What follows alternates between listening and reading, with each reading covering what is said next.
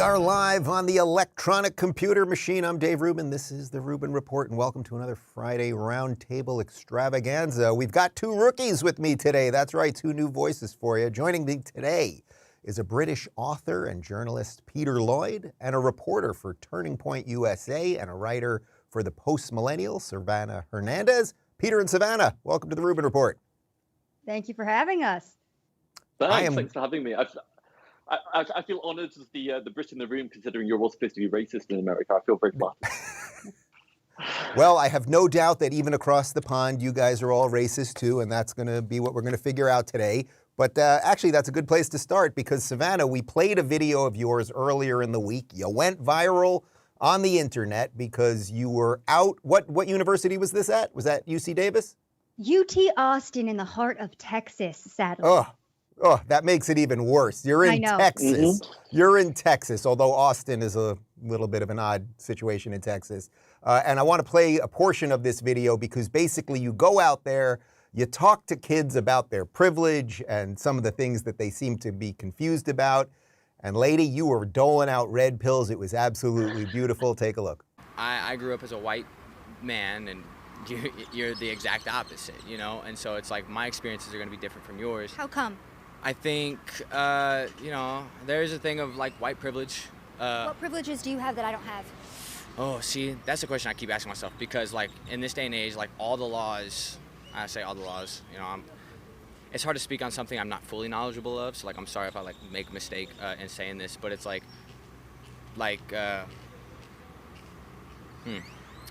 you think it's a problem in society when white people think that they have more privileges than brown or black people? Yeah, and I think that's sort of the agenda that's pushed off because personally, it's like, not that I think I'm more privileged than anyone else because I had to work to get where I was, and that's like the... So why do you have that mentality immediately where you kind of apologize to me, like, let's talk about privilege, let's talk about I'm a white man in America, so we could have grown up differently. I got you. Why is that your first initial reaction to me as a brown woman?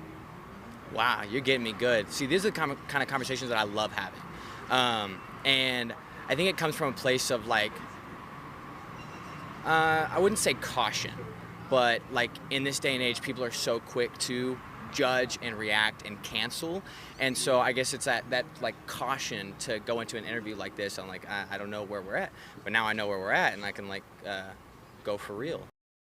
Savanah, you are young. You undoubtedly have a long, illustrious career ahead of you, but like it might not get better than that. It is so perfect what you did there. Your response, the way you asked the questions, and the way that he actually went with you along that ride. I mean, are you finding that basically all of these kids at these schools, when you go, just don't know? And if you can pull that initial thread, that the rest happens pretty organically? Absolutely. I mean, we can even reverse the roles. I've talked to minority students who've talked to me about white privilege and all of the privileges that white men are awarded to them that, are not given to us minority women or just minority people in general. And when you reverse it, I get the exact same response where it's just like a long pause of silence. And these students are like, well, I can't explain to you what privileges white men have, but I know that they have them and I have to go now. And then they end up running away from me. So, whether it's a white student that I'm interviewing or a minority student, nobody knows what privileges are awarded, but this is a continuous talking point, and I'm just absolutely tired of it, which is why I finally pushed back. And we weren't even talking about white privilege. I was talking to students about trans women and International Women's Day. But of course, because I am brown, when I do talk to white students, white privilege is something that consistently comes up, and I'm absolutely tired of it. So, I always take the opportunity to help these students critically think because our entire education system teaches them to do the exact opposite of that. And again, I still haven't gotten an answer as to what privileges a Dave Rubin or a Peter Lloyd have that I do not, especially in the United States of America. Peter, speaking of white privilege, you're white and you're British. That's like as white as it possibly gets, short of you eating white bread while you were on this show right now. What do you make of all of these kids who have been brainwashed? Like that kid, he was a thoughtful person, and I don't even want the video to go viral to make fun of him because he did the right thing, right? He was confronted with truth, right, and hopefully he evolved, which is what you want from everybody. But what is it about all of these kids, this generation, that has led them to this place of unearned guilt? Well, I mean, I think You're absolutely right, and he was very graceful in how he acted with that interview. And I was quite full of admiration for him, really, because even though what he was spouting was complete nonsense, it wasn't really his fault, because he's symptomatic of a system which has actively been brainwashing people for decades. I mean, it's known as the Long March through the institutions. Academia was taken over many, many decades ago, and this is the result. This young man who was on this video is absolutely representative of how successful this march through the institutions has been. These people, who are often very intelligent, they no longer think critically, they just recite the woke mantra. And that's so evident, because as soon as Savanah pushed, why do you believe that? What privileges do you have that I don't? He couldn't answer them. Yeah, it's just so beautiful when you confront them and then they fold, quicker than a wet paper bag, and then hopefully Go ahead. Right, I have to say, round of applause to Savanah for that video, because that was a glorious, glorious moment, and I have to say it reaffirmed my glimmer of faith in journalism. Well, it's a nice way to kick off the show, because we're going to be focusing on why this woke ideology and diversity, equity, inclusion, and all of this unearned guilt, it's not just bad because of what it's doing to college kids, but it's leaking out into society and quite literally causing banks to melt down. So the big story, of course, this week was Silicon Valley Bank going down and thus being bailed out by the government. But now we're finding out that there's all sorts of bad stuff attached to this thing. Here's a tweet from the post-millennial. You guys know how I feel about that guy. Gavin Newsom praised Biden's bailout of SVB, but omitted the fact that his wine companies and his personal accounts all use Silicon Valley Bank. We've got a little bit more from the Daily Wire. Newsom praised the Biden administration on Sunday after the federal government announced that the Federal Deposit Insurance Corporation, FDIC, would cover all the depositor losses from the Silicon Valley Bank collapse. The bailout was a surprise for SVB's largest depositors, as FDIC insurance is guaranteed to cover only $250,000 per account. Newsom said that the FDIC's decision would have profoundly positive impacts on California businesses, but he failed to mention that his own wineries may stand to benefit from the FDIC's unusual action, according to The Intercept. Newsom-owned wineries, Cade, Odette, and Plumpjack, all banked with SVB, and each was at risk of losing its deposit if it held over the $250,000 threshold in a single account. Newsom also kept personal accounts at the failed bank, a source told The Intercept. Governor Newsom's business and financial holdings are held and managed by a blind trust, as they have been since he was first elected in 2018, a Newsom spokesman told The Intercept in an email. I mean, Savanah, this should not surprise us at all, right? I mean, first off, that he would, he's got millions and millions of dollars invested in these wineries. He personally is worth, I think, probably around 20 million. Can we try to get a number on that? But that he was lobbying for the government to bail out his bank. It just shouldn't surprise us, right? Like, there's nothing that should surprise us. Nothing that Gavin Newsom does surprises me. He is one of the most corrupt politicians that we have. I love to remember the days during COVID when he kept his entire state locked down and forced everyone to wear a face mask while he was wining and dining with his friends while stopping people from, going and visiting their loved ones in the hospital. So he's kept that same energy throughout the years where it's like, oh, I'm going to be saved. I'm going to live my life and I'm going to get the bailouts and do whatever I want. Good luck to everybody else. By the way, you're going to pay for my bad policies and the bad policies that my party pushes. Going to SVB, I believe they also donated 73 million or some crazy number like that to Black Lives Matter and other social programs. And again, we have to ask the question, who is paying for these bailouts?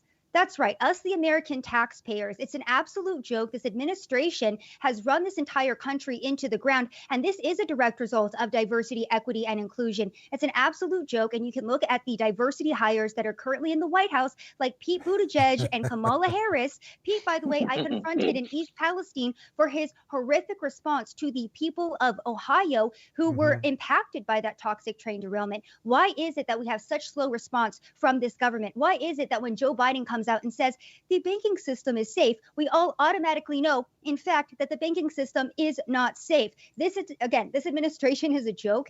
And as a minority woman, I don't even like that label, but that's the one society tries to push on me. I reject this, okay? The DEI nonsense, because look at what just happened at Stanford as well the other day. Yep. You had the diversity, equity, and inclusion officer of Stanford pushing back against the First Amendment and constitutional rights at a law school. So again, too, I know I just gave a broad range of examples, but understand just how much this has infiltrated every single aspect of our society. And we, the American people, are dealing with the direct consequence of that.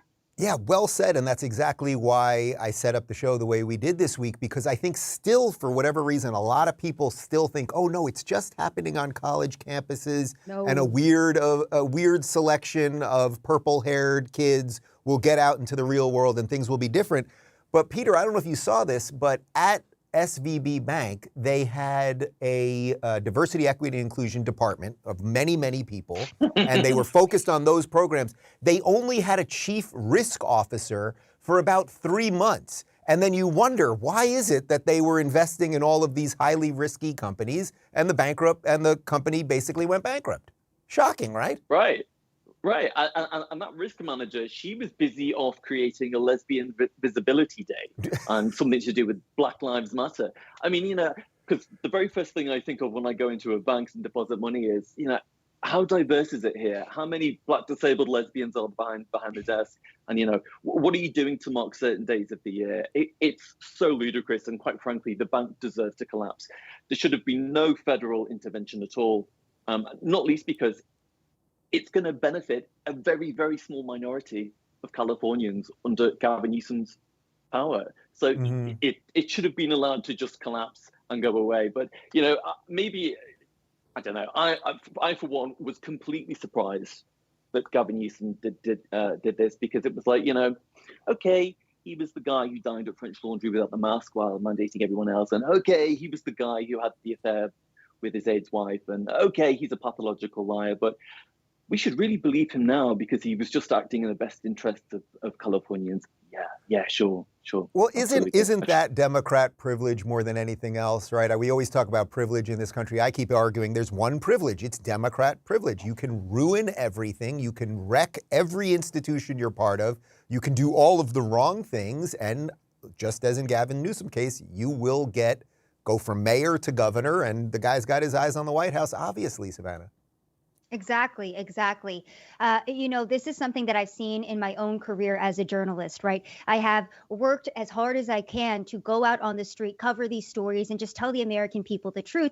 And as a direct result of that, I was censored by Twitter, I was silenced, and I was written off as a fascist Nazi by left-wing progressives. Meanwhile, all of the people on the left, like the CNN and MSNBC pundits who continue to lie to the American people, are propped up by society, are told we're all told that they are the arbiters of truth, that everything that they see is incredible and amazing. So we see this same pattern, right? Whether it's in politics, media, corporate America, the more left, liberal, and progressive you are, the higher up your trajectory is for your career. But again, our entire society is facing the direct consequence of that, because we have people who have no ability to be in the positions that they are leading our country right now. It's why we have a sitting senator that is currently hospitalized right now. Where is John Fetterman? Why is it that it's now okay for politicians who clearly are, mentally or physically not healthy enough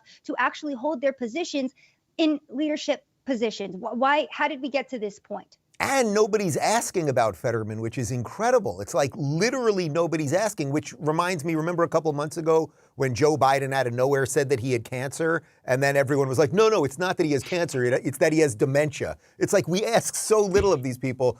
Peter, quick, before we move on. Savanah, how long were you banned for? Because you had a long ban on Twitter. How long was that for you? 2 years. Wow.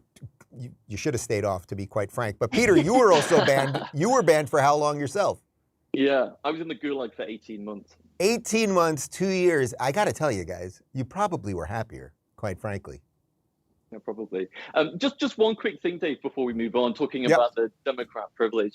It's so evident in how the media have reacted to this revelation, because if you look at LA Times, San Francisco Chronicle, New York Times, none of them have even touched on Newsom's conflict of interest here with the wineries. They've all completely ignored it. And you have loads of people on Twitter who are already leaping to his defense. If this were DeSantis and this was a story based in Florida, you can bank on the fact that there would be outrage, and yeah, pun intended there, but it's true. I mean, the contrast in how these people would be treated is massive, and it just proves Democrat privilege. Right. I mean, do you think that even if it wasn't DeSantis, let's say it was Trump Jr., so not even Trump himself, but if Trump Jr. had money in a winery and then Trump lobbied for the bank to get the bailout, you think that perhaps we'd be in a slightly different situation? One final thought on this. We checked the numbers. Gavin's worth a cool $22 million, so he did have a bunch to lose, and his reign of terror will continue. But let's keep going with California, because, man, it is insane in California. They're going for reparations in San Francisco. We've got some info here from NBC. Payments of $5 million to every eligible Black adult, the elimination of personal debt and tax burdens, guaranteed annual incomes of at least $97,000 for 250 years, and homes in San Francisco for just $1. These were some of the more than 100 recommendations made by a city-appointed reparations committee tasked with the thorny question of how to atone for centuries of slavery and systemic racism. And the San Francisco Board of Supervisors, hearing the report for the first time Tuesday, voiced enthusiastic support for the ideas listed, with some saying money should not stop the city from doing the right thing. You gotta love that. The draft reparations plan, released in December, is unmatched nationwide in its specificity and breadth. The committee hasn't done an analysis of the cost of the proposals, but critics have slammed the plan as financially and politically impossible. An estimate from Stanford University's Hoover Institution, which leans conservative, has said it would cost each non-Black family in the city at least $600,000. Peter, I know you live in another country, thousands of miles away from San Francisco, but how much will you personally put in? But you'll chip in a little something so that a young Black man in San Francisco can get ahead in the world, I assume. Yeah, no, I won't. I'll stiff him, I'm afraid. I'll just point to the Barbary slave trade and say, well, hey, millions of white Europeans were captured and used as slaves all across North Africa between the 16th and 18th century. So let's just call it quits with the whole reparations thing. I mean, it's laughable. Your representatives in California must be cooking and smoking meth, because it's absolutely crazy over there. I mean, I was looking at it before and I was thinking, if this actually goes ahead, and given that it's California, it might do, the state is going to be on an express train to becoming America's first failed state. And I don't say that lightly. There's already a $22 billion deficit. Newsom's off the charts. People are leaving in droves. The taxes are sky high. If you're going to start forcing non-Black families to pay out $600,000 or whatever the Hoover Institute suggested, it's going to absolutely bankrupt the state. And then that will in turn affect the rest of Western civilization. It's absurd. Slavery was terrible. We all acknowledge that. We all appreciate it was wrong. It ended. White people ended slavery. And, like I said before, as part of the Barbary slave trade, white people were also victims of slavery. So if you're going to have reparations, where do you draw the line? Why do we stop at Black people? Let's go back to the very beginning of the supply chain, because it wasn't white people gathering up Black people and putting them in cages. It was African kings and it was the African elite. They were selling their own people. So if you really want to get reparations, let's go right back to the source and get it from them. Savanah, isn't it also just a misunderstanding of human nature? Like, the idea that you can give people something because of something that didn't happen to them. It maybe happened to their ancestors, maybe. And also because they don't believe in IDs in California, how are we going to prove any of this?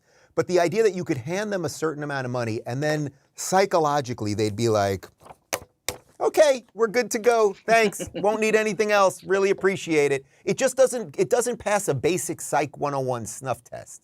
Absolutely. And a couple of points that I want to make here. There was never slavery in California. Why are we forcing people who never owned slaves to pay reparation to people who have never been slaves? That makes zero sense. Also, go walk the streets of San Francisco. Yeah, I've yeah. done it. Dave, you've done it. Peter, Yep. if you haven't done it, don't do it. You know what you're going to see? You're going to see people smoking fentanyl. You're going to see people defecating in the street. You're going to see children walking past tent cities where there are open drug deals. Okay. I have walked through San Francisco. I have reported on their drug and homeless crisis. And I promise you that there are so many other things that the city of San Francisco can be investing in, like making their city streets safe. But what do they continue to do? They continue to invest funding that they do not have because, you know, the government does this great thing where they think that you can just print money and keep printing it out and then, give it out. You can give 5 million there, 5 million here. And that's just how money works. Absolutely not. Again, this falls on the American taxpayer.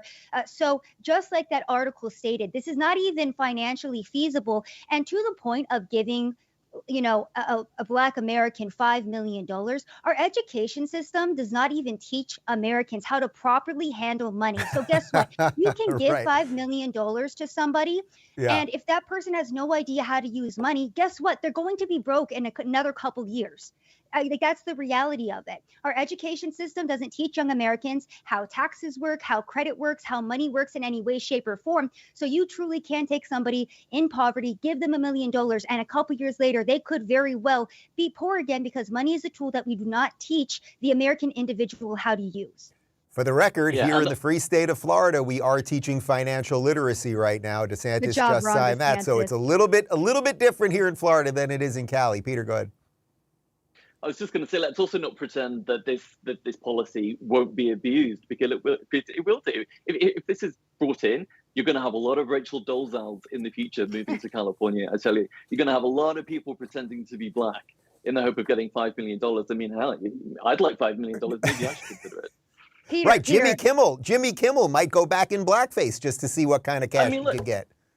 Right, Jimmy did it. Justin Trudeau did blackface. I mean, they got away with it. Maybe the rest of us could pocket some change here.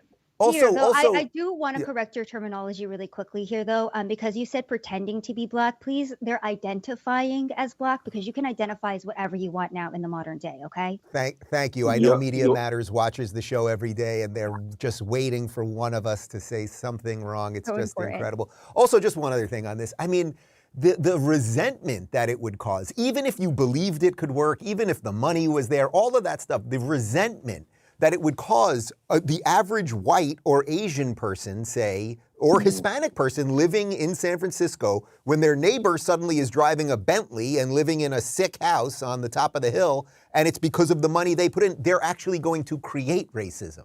So it's just endless. But speaking of endless, it's not just California. In Minnesota, this was just, my God. If you have a frying pan, hit yourself in the head right now. Minnesota Lieutenant Governor Peggy Flanagan, listen to her defending sex changes for minors. Because let's be clear, this is life-affirming and life-saving healthcare. When our children tell us who they are, it is our job as grown-ups to listen and to believe them.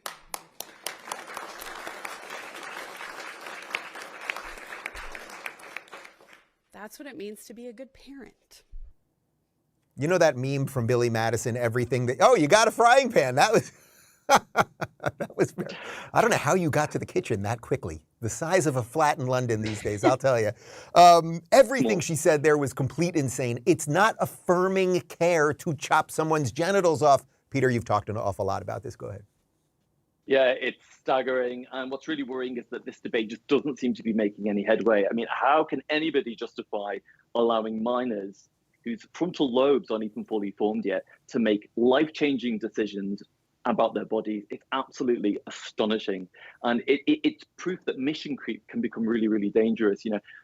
We're now at the point where we're allowing minors to make horrendous decisions without giving them the information that they truly need. Studies have shown that most people who identify as trans when they're teenagers are actually just gay. And they grow out of that phase, and they are so thankful that they didn't have any surgery. Why would we be encouraging, given that data, why would we be encouraging people to do the opposite, to indulge in something that they don't really know anything about? It's staggering, and it's a dereliction of duties, really, I think, for anybody who's got children or young people in their lives. Yeah, Savanah, the line where she says that children tell us who they are and it's our job, in effect, to support them. You guys know I have a 7-month-old and a 5-month-old downstairs. My job is to protect them from the people that would do them harm and to protect them from the confusions of the world and all of those things. Not when they're 5 years old and tell me that they're a Teenage Mutant Ninja Turtle to go and buy them a shell or something. Or that wasn't the greatest reference ever, but you got the point. It's just, they just get everything backwards, right? Absolutely. And I mean, even, I'm not sure if this story was true or not, but you can use the example of, okay, let's say a child identifies as a cat. Do we then put a litter box in the bathroom for them? No, we do not. We tell that child, hey, it's fun to play pretend, but you're actually a little boy or a little girl. Children are very vulnerable, right? That's why we have laws in place to protect children. That is why we have to teach children about certain things. And that is why our education system right now is being, I guess, overtaken by the LGBTQ community, because they do want to teach children these things when they're very young so it can become a normalized thing for them. And you know, a question that I do want to go on the street and start asking older individuals is, hey, when you went to school in the 80s and 90s, was transgenderism this rampant? Were there trans children? Were there this many trans kids in high school even? Because this really does seem like a very recent phenomenon that is a direct result of our education system that has been infiltrated. So no, as a parent, it is not your job to listen to your child and just believe whatever they say. If your child says, oh, I love this adult, I think that he's great, I want to go marry him, would you let your child do that? No, absolutely not. So why are you going to go let your child have a life-altering surgery, gender mutilation or genital mutilation, where they could potentially become infertile for the rest of their life? We need to protect children, and the fact that as a society we cannot come together and agree on this very simple topic is really devastating, honestly. And also, by the way, Savanah, what you're saying is not just anecdotal. Abigail Shrier wrote an absolutely spectacular book called Irreversible Damage, where she goes into the data about how this is a social contagion of modern times, especially when it comes to young girls, quote unquote, transitioning to boys. But since we're already on this, I've been wanting to play this clip for a long time. When I was young, I wanted to be Soundwave. Soundwave was a Decepticon. He was a transformer, not a transsexual. I wanted to be Soundwave, and we found the Soundwave clip for you. So this is gratuitous for me, but enjoy. Well, as Megatron has, how shall we say, departed, I nominate myself as the new leader. Wait! The Constructicons form Devastator, the most powerful robot. We should rule. Soundwave superior, Constructicons inferior. Who are you calling inferior? Nobody would follow an uncharismatic bore like you. Hey, nobody calls Soundwave uncharismatic. Yeah, let's kick. Nobody calls Soundwave uncharismatic. Peter, if I had said to my parents, I want to be Soundwave, and they chopped my arm off and put a piece of an old cassette player, that would have been abuse, wouldn't it have been? Right, and I have an interesting anecdotal story, actually, because when I was younger, my best friend at the time was gay, and I remember him saying to me, right, we were only about 8 years old, and he knew he was gay even at that age, and he said to me, right, I've realized what I'm going to do is I'll probably live to 80, so when I get to 40, I'm going to live the first half of my life as a man, and then I'm going to have a sex change, and then I'm going to live the second half of my life as a woman. Wow. And then that's how I'm going to deal with my life. And he was quite serious about it. He was a very smart 8-year-old. And it was only later on when he became an adult, and we were talking about it in the pub, and he said, I am so thankful that I didn't have access to that power to change my body in that way, because I would have been devastated. He said, I love being a man. I would not want to be a woman. I'm simply a gay man. And I'm really pleased I didn't make such a big choice, even though I really felt the urge and I felt like I was correct when I was a youngster. And that really struck me as illuminating for a lot of young people in this situation, because that is essentially the truth. That is the common story that happens with most of these people. They're not trans, they're just gay.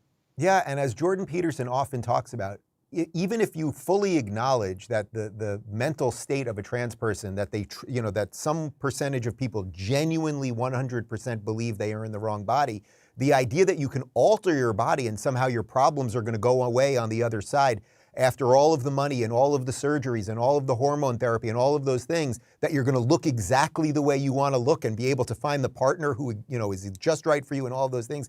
It's probably a pipe dream in and of itself. But there are some sane voices on this. There was a tweet by Elon Musk that I thought was this was in response to the video of the Minnesota Attorney General, that video that we showed you. He wrote, "Not when they're fed propaganda by adults. Moreover, every child goes through an identity crisis before their personality/identity crystallizes. Therefore, we shouldn't allow severe, irreversible surgery or sterilizing drugs that they may regret until at least the age of 18. So, Savanah, that's at least somewhat refreshing, right? We do have some voices pushing back against this stuff, although, as Peter said, it seems like it just keeps going and going and going. Absolutely. It is very refreshing to see this. And I'm glad that we have the ability to share the truth on Twitter again. Thank you, Elon Musk, for that, because now I am starting to see more and more posts, photos, and videos of what transition surgery really does look like for young men and young women. And it's not a pretty thing at all. If you look at a double mastectomy and you look at a young girl who recently had her breast chopped off, it looks very horrific. It looks like something we should not be advocating for in society at all. It looks like the work of a mad scientist, if you will. And again, too, when I was younger, I didn't want to have kids. I was like, ew, being a mom, that sounds horrible. Should I have had the decision when I was 16 years old to go get my entire uterus taken out because when I was a teenager, I didn't maybe want to have kids. Now I want to have children. And just like Peter talked about with his friend when he was younger, he had this thought process. He went through this phase. And as an adult, because if I'm correct, I believe your brain isn't fully developed until you're about 25 years old. When your brain fully develops and then you realize what you actually want in life, you're very grateful that you weren't able to make these life-altering decisions. So again, it's so horrific to me that not only can children go and get these gender, quote unquote, reaffirming surgeries, but on top of that, we now have parents that are capitalizing on their children's confusion and putting them up on TikTok and platforming little boys in makeup and dresses and having them repeat this propaganda that they have been taught by their parents. I know that in some ways is the sickest part of this. When you see the parents putting these videos of the kids up there, you know, little boys dressed as girls, and the parents are clearly doing it, again, partly because of the social contagion element. It's just to get likes and retweets and the rest of it. But let's continue, because the theme of this whole week, and I guess maybe this whole year, and perhaps the rest of our lives, will be that there are just a series of liars who lie about absolutely everything. Most of them are in the mainstream media or work at our institutions. And Joe Scarborough over at the televised mental institution known as MSNBC, he had Fauci on. And Fauci, I keep saying it, I cannot believe this guy has not just disappeared. Like, dude, you were the highest paid guy in the federal government. You're getting the highest pension of anyone in the government. Even if you think you did a good job, just go away for a while. But he can't stop. He's addicted to the media. And here is Fauci on Joe Scarborough yesterday. Right, and it's ever evolving and evolving very quickly. It's just like vaccines. People will still go, you got COVID, even though you got a vaccine. Well, we didn't know. None of us knew. You didn't know exactly how those vaccines would impact the virus. But we've learned quite a few things about the vaccines, too. There's a very resilient virus. It's a very durable virus, and it morphs very quickly. So develop a vaccine, and it still helps in a positive way, but it doesn't wipe out COVID. Can you explain what we've learned about vaccines over the last 2 years? Well, there's one very, very obvious fact that is borne up by very solid data. Joe, we know that if you compare unvaccinated people with vaccinated people with regard to hospitalizations and death, there is an overwhelming and dramatic difference of a greater likelihood of hospitalization and death among the unvaccinated. And as the months went by, if you compare vaccinated but not up to date with boosters with people who are totally up to date on boosters, there's still a difference in the sense of vaccinated and updated boosted people do much better with regard to severity of disease. That's an open and shut case. There's no doubt about that Actually, there is a lot of doubt about that. There are no studies that prove what he just said right there. He keeps saying it over and over. And this is what every celebrity and every politician kept saying when they would get COVID after they got vaxxed and boosted. I'm just so happy I got vaxxed and boosted because I have lesser COVID. There are no studies on that. And Robert Malone, who's the inventor and owns more patents on mRNA technology than anyone, he believes that the vaccines are actually degrading people's immune systems, which is why we're getting this resurgence in shingles and a whole bunch of other usually dormant diseases that a lot of people have. So he made that up. Notice he doesn't reference the study. He doesn't tell you any of the numbers. But he keeps showing up. Savanah, he just keeps showing up. And we should just expect he's just going to keep showing up. Dr. Fauci is one of the biggest criminals that I've ever seen in my life. And the fact that he's not in jail right now is horrific, because to be quite honest with you, the way that he handled information to the American people over the past 2 years was horrific. And again, he really did put so many people's lives at risk by stopping preventative treatments because he wanted to wait for the vaccine. Yep. And again, too, you can go look at the FDA fact sheet that was updated for the Moderna vaccine that says that myocarditis and pericarditis are indeed a side effect of this vaccination. For some reason, we're barely hearing in the media that, hey, heart effects are an issue. You can go look at countries that have the highest vaccination rate, like Australia or New Zealand, and you can see that they're having an unusual uptick in deaths for some reason. And we can't put our finger on why that is. We've had so many doctors come forward and speak out against Dr. Fauci. And what happened? They were silenced and they were censored. There were 9 new billionaires that were created via the COVID pandemic in the big pharma industry. So it is very clear to see who profited off of this product. It was not the American people who benefited from it. If anything, we're facing the consequence. And you know, I do a lot of street work and I like talking to my fellow Americans. And one of the things that I have heard the most is the side effects of this vaccination, is people regretting getting this vaccination, people upset that the government never talked about natural immunity. The government never talked about going to the gym. In fact, they shut gyms down. They said, hey, if you're obese, don't worry about it. You're not more at risk for COVID, when in fact, it was over 70% of the people that were hospitalized and put on ventilators were morbidly obese. So if our government actually cared about our health, they would be talking about supplements, going out in the sun, going in, working out, preventative treatments that we could have, taken for COVID-19 before the vaccine was even available. And they gave none of that to the people because they don't actually care about our health. Newsflash there for the audience. Thank you for the newsflash. Yeah, quite literally, vitamin D, it now turns out, is one of the biggest beneficial things that you can do if you have COVID or before you get COVID. And they literally were locking us in our houses. Peter, I know a lot of this stuff is anecdotal, but I think if we don't talk about the anecdotal stuff, we end up only listening to the quote-unquote experts. I was at a party, a family party in New York about 2 months ago. Every single person there was vaxxed. Every single person except me. Virtually everyone got COVID except for me. Should I be studied by Anthony Fauci as some sort of superhero and they should take my blood and replicate it across the world? Absolutely. I think maybe you are that superhero you wanted to be when you were a boy, Dave. Yeah. I think maybe that has happened. But yeah, unfortunately, Fauci is not going anywhere. He's going to be around for a very long time. And I think that is why it's so important that we continue to have these kind of conversations on this show and on similar shows. You only have to look back a few months. It wasn't so long ago that some of the world's most eminent doctors were being censored and banned on Twitter, the public town square, for questioning the vaccines. That wasn't so long ago. It's almost within reach. So we can't make Fauci go away, but now with Elon at the head of Twitter, we at least have a space to have a more balanced dialogue. And that's important because that information can get out to people and give them more freedom of choice. Yeah, and piggybacking off that, the other thing you can do is you can move to a state that is going to protect your ability to make medical decisions for yourself. We used to have something, there was a whole movement. I'm not that old. I remember a whole movement, my body, my choice, until they wanted to stick you with things endlessly. But right here in the free state of Florida, yeah, we're going to keep protecting people and not force anyone to do anything. Here is Governor Ron DeSantis talking a bit about that. How many of these jabs are you going to take? You know, the traditional vaccine, you take a shot. There may be sometimes there'd be booster, but you wouldn't be taking them every 6 months. I mean, this is a very new thing.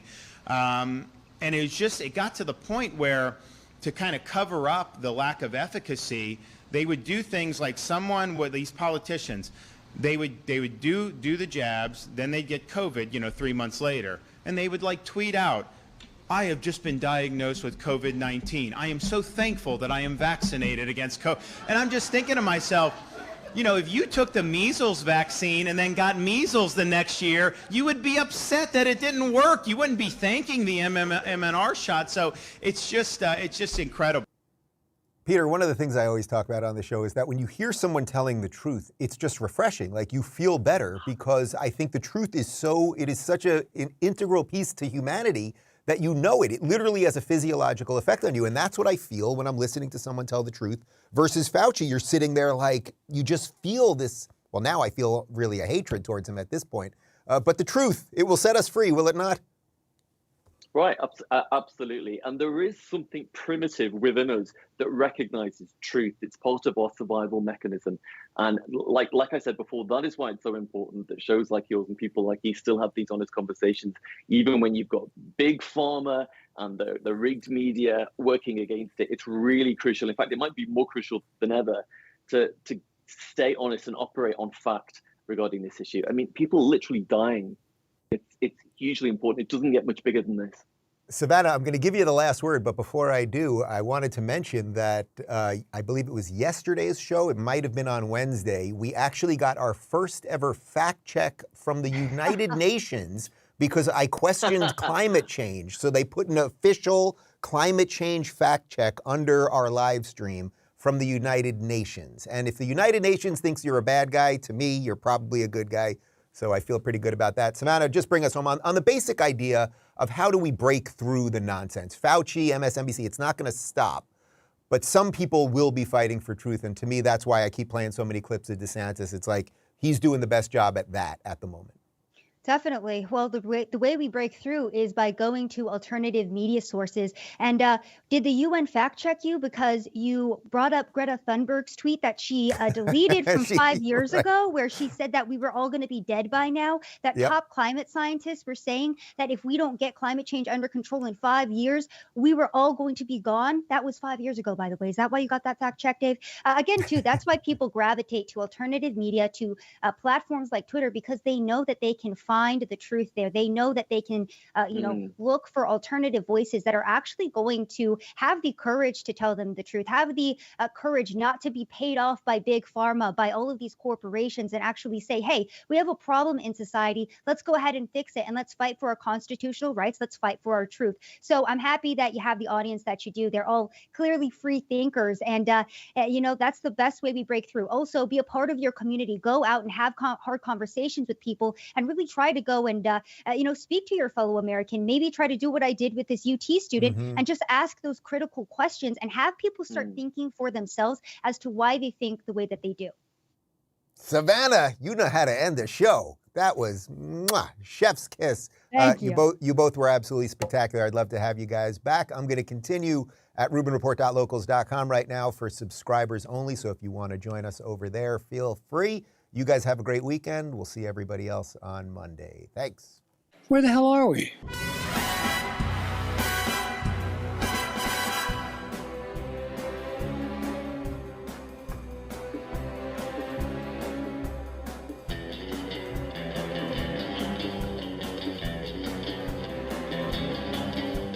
What are we doing?